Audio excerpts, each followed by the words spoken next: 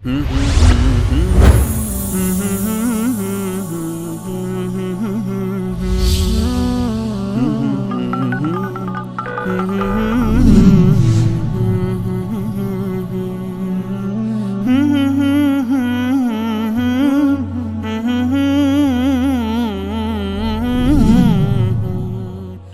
الله الرحمن الرحيم،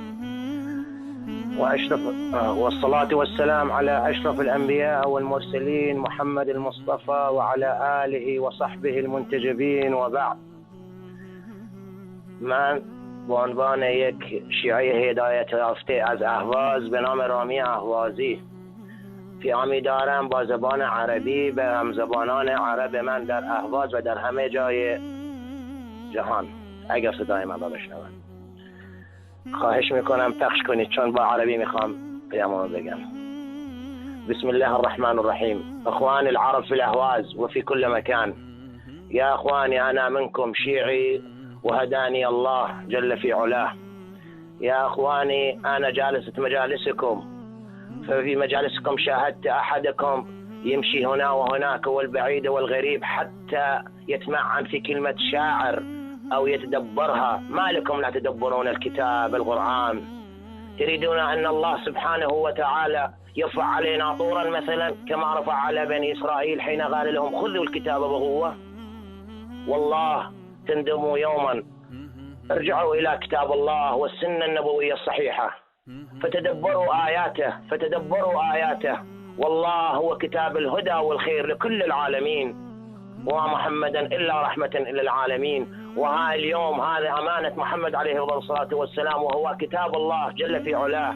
ما لنا نأخذه في بقوة نأخذ الكتاب ونتمعن ونتدبر كلماته وآياته حتى الله يشرح صدورنا إلى الحق والإيمان.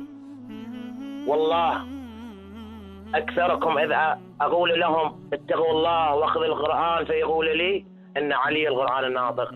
ومن قال علي ليس بالقرآن الناطق؟ نعم علي القرآن الناطق، ولكن في زمنه حين كان حيا.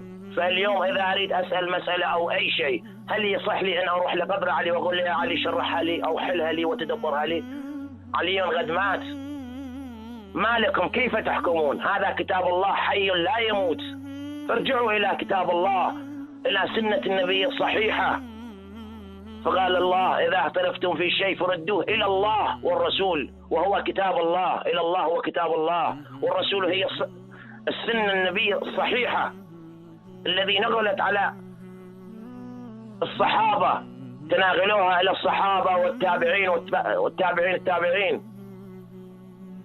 فما لنا ناخذ ديننا من هنا وهناك ولا أي تدبر، لا نجعل الكتاب. يا أخواني يا العرب في كل مكان، لا تنخدعون للملالي. فإذا تلي القرآن وقال يا أيها المؤمنون فاعلموا إنهم أنتم المؤمنون فلا غير أحد. فحينما أحتج أحدكم أقول لكم وحدوا الله، تقولوا إن الله قال ابتغوا إليه الوسيلة.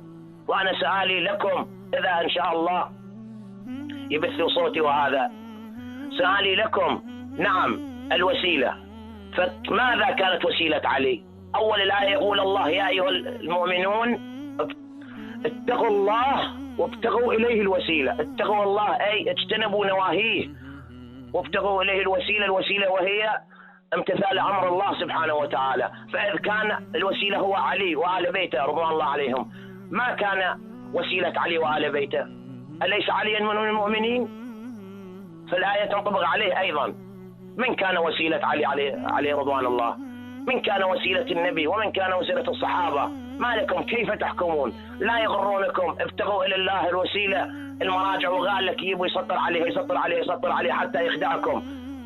ما لهم لا يغرون الآية من أولها. يا أيها المؤمنين اتقوا الله. تقاة الله هي امتناع أي شيء منع الله سبحانه وتعالى، أو مكروها اجتنبه. وابتغوا إليه الوسيلة، وهي الوسيلة العمل الصالح، البر بالوالدين، الحج البيت إذا استطعت له سبيلا. فأنا رجائي منكم بدل ما تتدبرون بشعر هذا وذاك، والله حلاوة الإيمان وحلاوة القرآن، تدبروا آيات الله جل في علاه، تتمعنوا بها. ما لكم والله العظيم ما لكم من نجاة ولا مفر إلا لله جل في علاه. وأين نلغى الله سبحانه وتعالى في زمن الحي وإننا أحياء في كتاب الله جل في علاه. ارجعوا إلى الكتاب، ارجعوا إلى الكتاب، ما لكم غيره والله الذي لا شريك له. فمثل الثاني الذي أريد أقول لكم، لماذا الله سبحانه وتعالى لم يقل لبني إسرائيل خذوا مثلا بكلام موسى عليه السلام؟ لماذا قال لهم خذوا الكتاب بقوة؟ أليس موسى كان حيا بينهم؟ لماذا لا يقول لهم خذوا موسى وكلام موسى بقوة؟ قال لهم خذوا الكتاب بقوة، وهو كتاب الله جل في علاه الذي أنزله على عبده موسى. كيف تحكمون؟ ما لكم يضحكون عليكم هؤلاء الملالي المخرفين اللي يقول علي بيده الملك وعلي بيده الذرات وعلي علي ونعم علي، ولكن ليس هكذا. الذي لم يتقرب إلى الله بعلي وآل بيت علي نحن لا نقول أنه مسلم، ولكن لا يجوز لنا أن نعبده ونتخذ إلها دون الله جل في علاه.